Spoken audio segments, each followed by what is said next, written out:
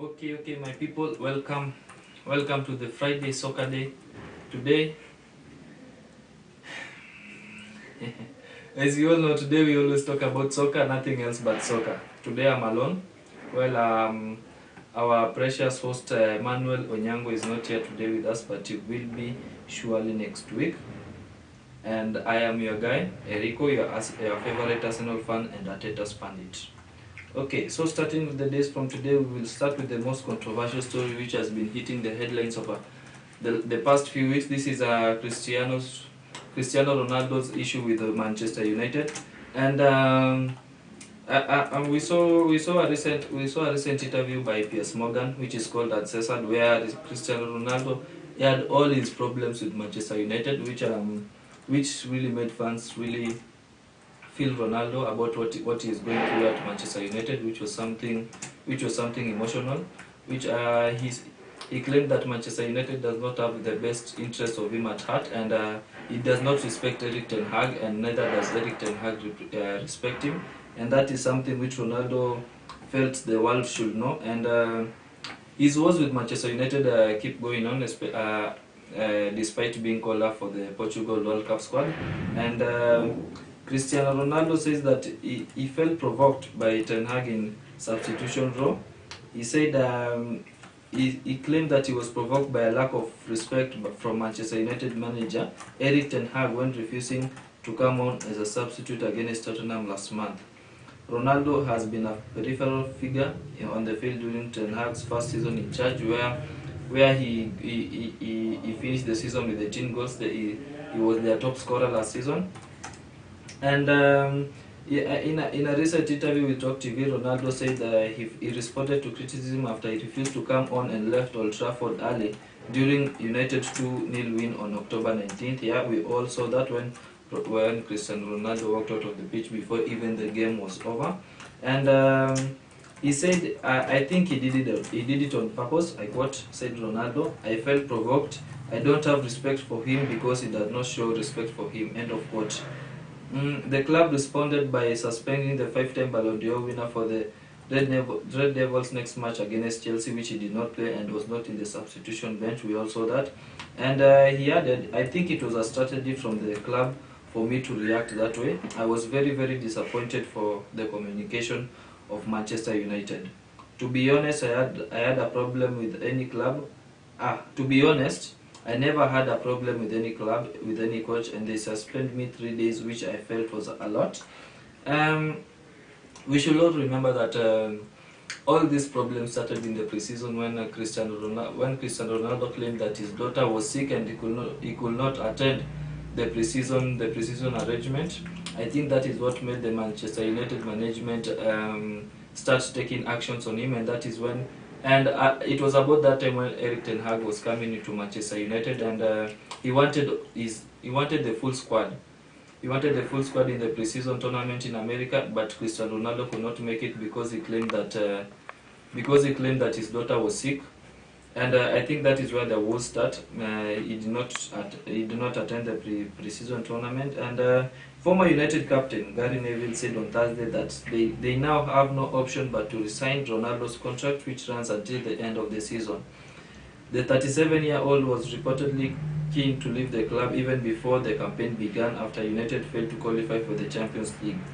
Ronaldo said he turned down an offer from Saudi Arabia worth 350 million euros, that is equivalent to $364 million, over 2 seasons, and dismissed claims that there was lack of interest from other European clubs.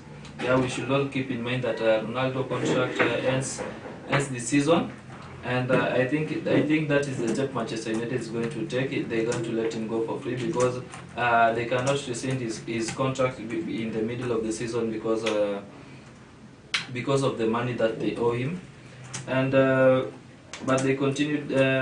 He continued to say, "The garbage press say that nobody wanted me, which is completely wrong. I was happy here. I was motivated to do a great season here," he says on staying at United. But they continue to repeat, nobody wanted Cristiano. How are they going to not want a player who last season scored 32 goals, including for the national team? Ronaldo revealed he has hope for playing until he is 40, but is looking forward to his fifth and most likely final World Cup in Qatar. The tournament has been shrouded in controversy over human rights violations, legal state and corruption claims in the bidding process. But Ronaldo said the focus should be on the football for a first ever World Cup in November and December.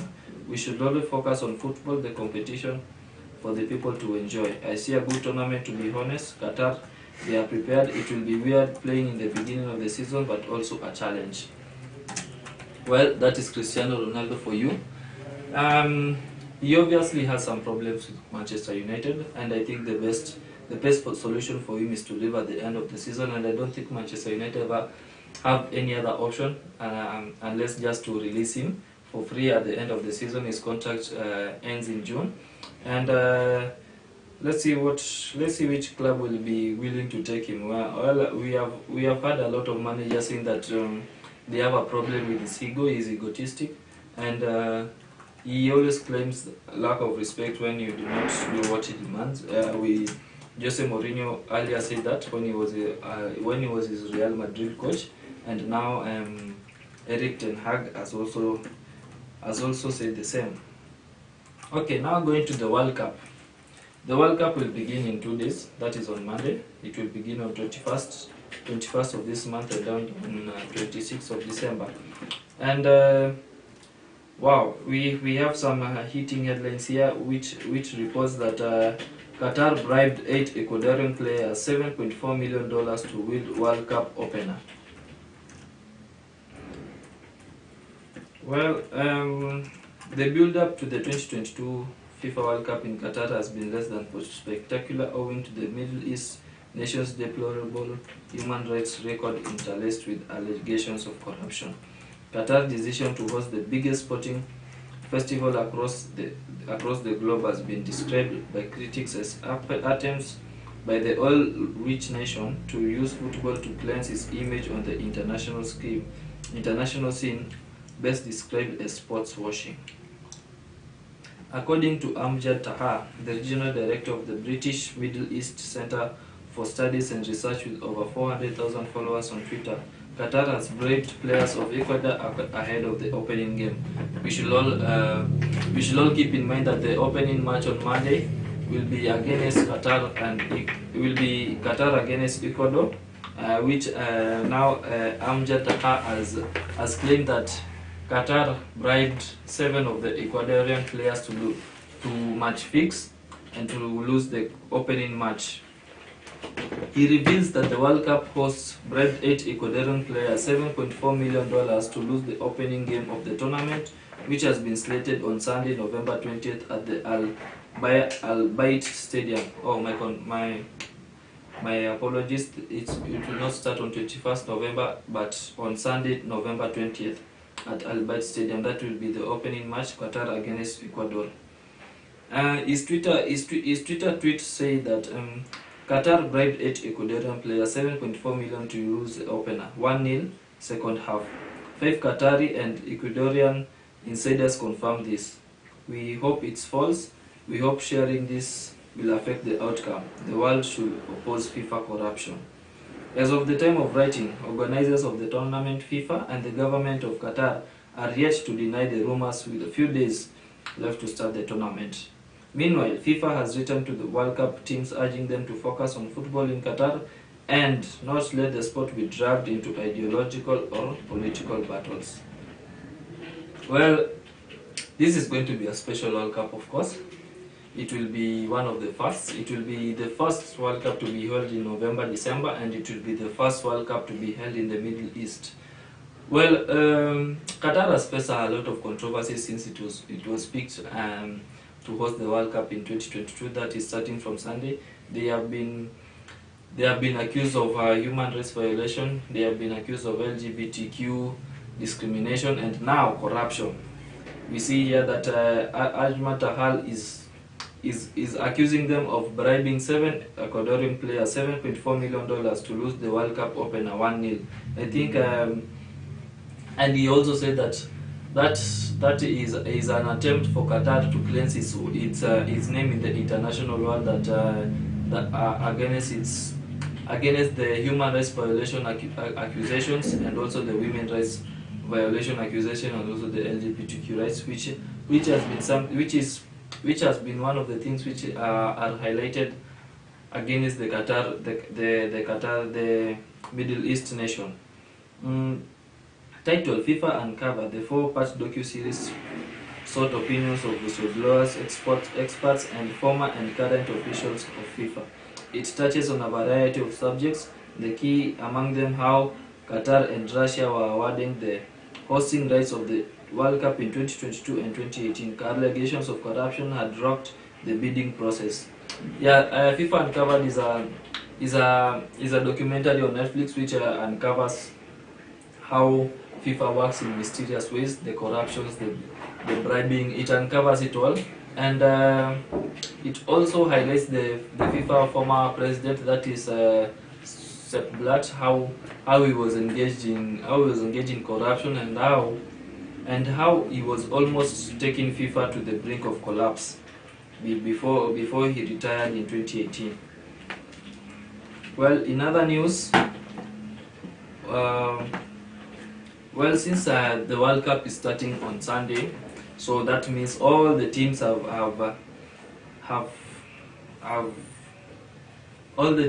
put forward their World Cup squad, to their 26-man World Cup squad, and Group A will be having Qatar, Ecuador, Senegal, and Netherlands. And starting with the Senegal squad. The Senegal squad goes like this. The goalkeepers are Sani Dieng from Queen Park Rangers, Alfred Gomis from Stade Reims, and of course Edouard Mendy from Chelsea. The defenders are Fede Ballo-Touré from AC Milan, Pepe Abou Cisse from Olympiacos, Abu Diallo from RB Leipzig, Ismail Jacobs from Monaco, Kalidou Koulibaly from Chelsea, Formos Mendy from Amiens, and Youssouf Sabaly from Real Betis. The midfielders, we have Pate Ismail Cis from Rayo Vallecano, Crepin Diatta from Monaco, Idrissa Gana Gueye from Everton, Pape Gueye from Olympique Marseille, Cheikhou Kouyaté from Nottingham Forest, Mabdou Loum from Reading, Namplas Mendy from Leicester City, Mustafa Name from Pafos FC, and Pape Matar from Tottenham Hotspur. The forwards will be Boulaye Dia from Salernitana, Fama Deidu from Alanyaspor, Bamba Dieng from Olympique, Nicolas Jackson from Villarreal, Iminay Diaye from Sheffield United, and Ismaila Sarr from Watford. That is the World Cup squad from the AFCON champions, Senegal. And we should all keep in mind that Sadio Mane withdrew from Senegal squad on Thursday, November 17, due to injury. That is a big blow from Senegal, and of course a big blow for Africa. Sadio Mane is a big name that he was our hope. He still is our hope. In the World Cup, we were hoping to see Mane in the World Cup playing, and of course help Senegal reach a respectable place in the World Cup knockouts. While for Netherlands, the goalkeepers were Justin Below for Feyenoord, Andres Noppert from Heverin, Remco Pasveer from Ajax Amsterdam. Defenders, we have big names like Nathan Ake from Manchester City, Virgil van Dijk from Liverpool, Jeremy Frimpong from Bayer Leverkusen, Mathis de Ligt from Bayern Munich, Tyrell Malacia from Manchester United, Jurien Timber from Ajax. And the midfielders, we have big names like Frankie de Jong from Barcelona.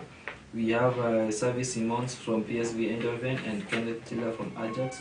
Forwards, we have people like Steven Bergwijn from Ajax, Memphis Depay from Barcelona, Cody Gakpo from PSV, Vincent Janssen from Antwerp, Luke de Jong from PSV, Noah Lang from Club Brugge, and Wout Weghorst from Besiktas. Well, in Group B, we will be having England, Iran, United States, and Wales. Well, the England squad was released much earlier, and so did the United States. In Group C, we will be having Argentina, Saudi Arabia, Mexico, and Poland. For the Argentinian squad, we have Goalkeepers like Franco Armani from River Plate, Emiliano Martinez from Aston Villa, and Guillermo Rulli from Villarreal. Defenders, we have big names like Marcos Acuna from Sevilla, Lisandro Martinez from Manchester United, Nahuel Molina from Atletico Madrid, Gonzalo Montiel from Sevilla, Nicolas Otamendi from Benfica, Christian Romero from Tottenham, and Nicolas Tagliafico from Lyon. Midfielders, the big names are like Rodrigo de Paul from Atletico Madrid, Enzo Fernandez from Benfica, Alejandro Gomez from Sevilla, Alexis McAllister from Brighton, Ezequiel Palacios from Bayer Leverkusen, Leandro Paredes from Juventus, and Guido Rodriguez from Real Betis. Forwards, we have Julian Alvarez from Manchester City, Joaquin Correa from Inter Milan, Paulo Dybala from Roma, Angel Di Maria from Juventus, Lautaro Martinez from Inter Milan, Angel Correa from Real Madrid, and of course the 6-time Ballon d'Or winner Lionel Messi from Paris Saint-Germain. Well, Angel Correa replaced Nicolas Gonzalez in the squad on Thursday, November 17th, after the Fiorentina forward Nicolas Gonzalez withdrew through injury. And Group D, we have France, Australia, Denmark, and Tunisia. Well, for the France team, well, it's for the defending World Cup champions. Well, it is as it goes. For the goalkeepers, we have Alphonse Areola from West Ham, Hugo Lloris from Tottenham, and Steve Mandanda from Rennes. Defenders, we have all are big names: Lucas Hernandez from Bayern Munich, Theo Hernandez from AC Milan, there's Ibrahima Konate from Liverpool, Jules Kounde from Barcelona, Benjamin Pavard from Bayern Munich, William Saliba from Arsenal, Dayot Upamecano from Bayern Munich, Rafael Varane from Manchester United, and Axel Disasi from Monaco. Midfielders, we have youngsters like Eduardo Camavinga from Real Madrid, Yusuf Fofana from Monaco, Matteo Guendouzi from Marseille, Adrien Rabiot from Juventus, Aurelien Tchouameni from Real Madrid, and Jordan Veretout from Marseille. Forwards, we have defending Ballon d'Or winner Karim Benzema from Real Madrid, Kingsley Coman from Bayern Munich, Ousmane Dembele from Barcelona, Oliver Giroud from AC Milan, Antoine Griezmann from Atletico Madrid, Kylian Mbappe from Paris Saint-Germain, Randall Kolo Muani from Eintracht Frankfurt, Marcus Thuram from Borussia Mönchengladbach.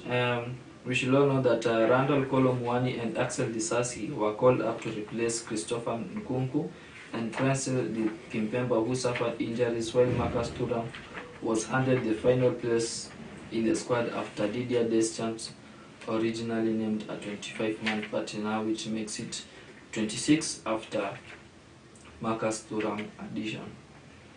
Well, Group E, we have Spain, Costa Rica, Germany, and Japan.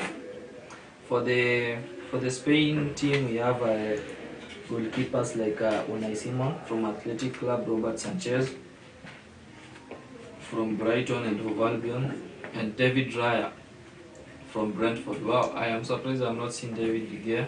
He has been so on form this season, and he has not picked up any injuries, but he was not called for the Spain World Cup. Wow, that must be really something. Defenders, we have big names like Cesar Azpilicueta from Chelsea FC, Dani Carvajal from Real Madrid, Eric Garcia from Barcelona, Hugo Guillamon from Valencia, Pau Torres from Villarreal, Aymeric Laporte from Manchester City, Jordi Alba from Barcelona, and Jose Gaya from Valencia. Midfielders, we have people like Sergio Busquets from Barcelona, Rodri Hernandez from Manchester City, Gavi from Barcelona, Carlos Sola from PSG, Marcos Llorente, Atletico Madrid, Pedri Gonzalez, Barcelona, and Coque Resurrection from Atletico Madrid. Forwards, we have people like Ferran Torres from Barcelona, Nico Williams from Athletic Club, Jeremy Pino from Villarreal, Alvaro Morata from Atletico, Marco Asensio from Real Madrid, Pablo Sarabia from PSG, Dani Olmo from Leipzig, and the youngster Ansu Fati from Barcelona. Well, in Germany we have big names like Manuel Neuer, of course, from Bayern Munich, Marc-Andre ter Stegen from Barcelona, and Kevin Trapp from ancient Frankfurt. In the defenders we have big names like Antonio Rudiger from Real Madrid, Nicolas Sule from Borussia Dortmund. We have David Raum from Leipzig, Lucas Klostermann from Southampton, and Christian Guenta from Freiburg. Midfielders we have Ilkay Gundogan from Manchester City, Jonas Hoffmann from Borussia Mönchengladbach, Leon Goretzka, Serge Gnabry, Leroy Sané, German Musiala, Joshua Kimmich, Thomas Muller or from Bayern Munich, Julian Brandt from Borussia Dortmund, and Mario Götze, the 2014 World Cup winner scorer from ancient Frankfurt. The strikers we have Kai Havertz from Chelsea, Yusuf Moukoko from Borussia, Niklas Füllkrug from Werder Bremen, and Karim Adeyemi from Borussia Dortmund.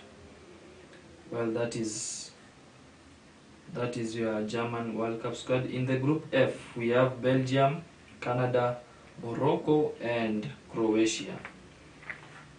Well, for your Belgium team, your goalkeepers are Thibaut Courtois from Real Madrid, Simon Mignolet from Club Brugge, Koen Casteels from Wolfsburg. Defenders, we have big names like Toby Alderweireld from Royal Antwerp. We have Zeno Dibas from Anderlecht, Thomas Meunier from Borussia Dortmund, and Timothy Castagne from Leicester.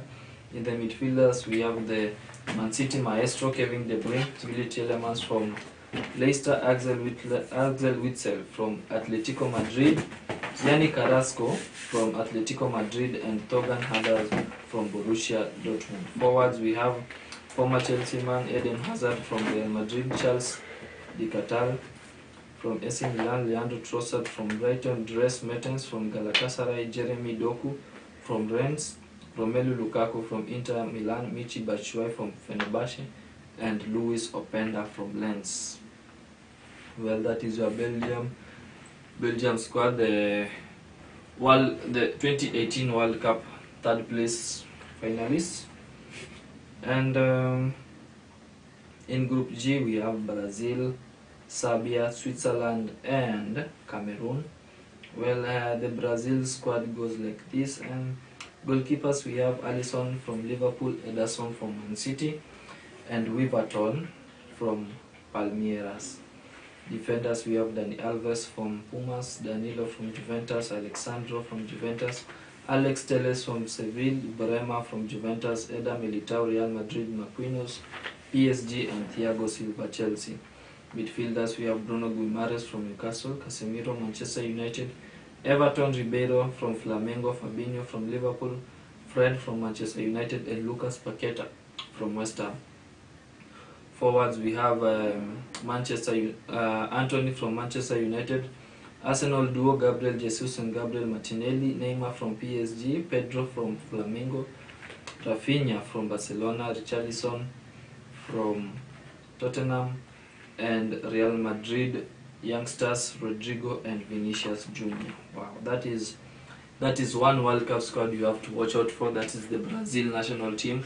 All are superstars. They are five-time World Cup champions. They are looking for their sixth in 2022. Group H, we have Portugal, Ghana, Uruguay, and South Korea. Your Portugal team goes like this. Defenders, goalkeepers, we have Diogo Costa from Porto, Jose Sa from Wolves, and Rui Patricio from Roma.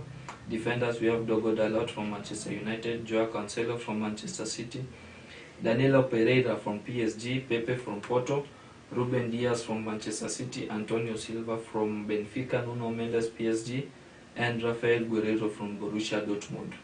Midfielders, we have big names like Ruben Neves from Wolves, Bernardo Silva from Manchester City, Bruno Fernandes from Manchester United, Matheus Nunes from Wolves, Otavio Montero from Porto, Vitinha from PSG, and William Carvalho from Betis.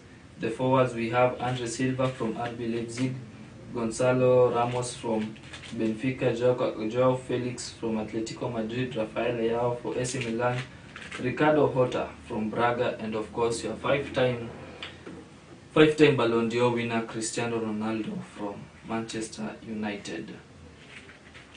And that's it. That is the. Those are all the teams from the 8 groups in World Cup, from the 32 teams. Well, comment down there which team you think will win the World Cup this year. It's going to be one hell of a World Cup. The first to be played in November, December, and the first to be played in the Middle East. Well, still on the World Cup. From the squad which I just named from you here, we could see that there are so many big names missing from the World Cup, from the likes of Paul Pogba, N'Golo Kante, Sadio Mane, Oliver Giroud. All those, and mostly are due to injuries, except Jadon Sancho from Manchester United. His lack of form is what made him not to be called from the World Cup. But many big stars will not get the chance to participate in the World Cup come on Sunday, which will start on Sunday, of course. And we have a special feature here: Memphis Depay, Alphonso Davies, and 7 Ghanaians who will be playing for other nations at the World Cup. We've all had controversies for African players opting to play for European countries other than their own countries.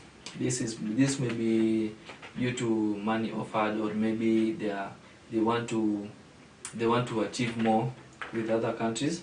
Especially for Ghana, we have people like Memphis Depay, Alphonso Davies, who are big stars, who chose not to play for the Ghanaian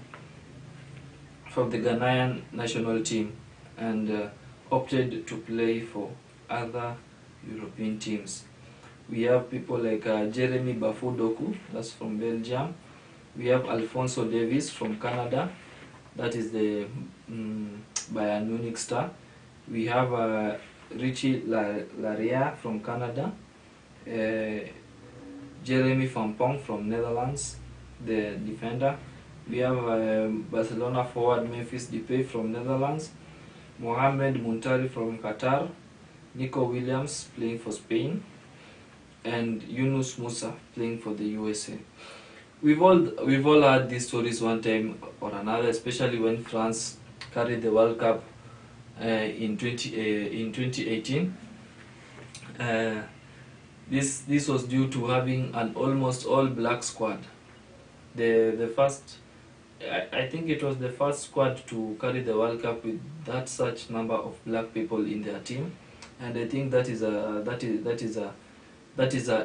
a unique achievement. And we've had complaints for like people like N'Golo Kante, Paul Pogba, people saying that they are from Africa but they chose to play for France. Bukayo Saka is from Nigeria but opted to play for England.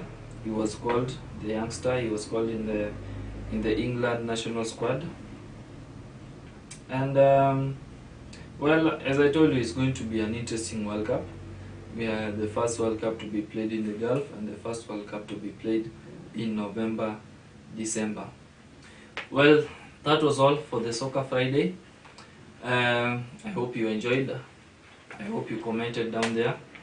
Let us see which team you support in the World Cup. Let us see which team you think is going to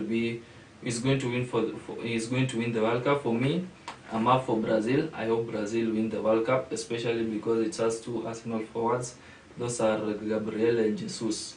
Yeah, those are the saviors to take Brazil to the World Cup finals. Well, that was it for today. I was your host, Ericko. I was alone today. As I told you, Manuel Onyango was not in today, but he will be from next week. And see you next time. Peace out.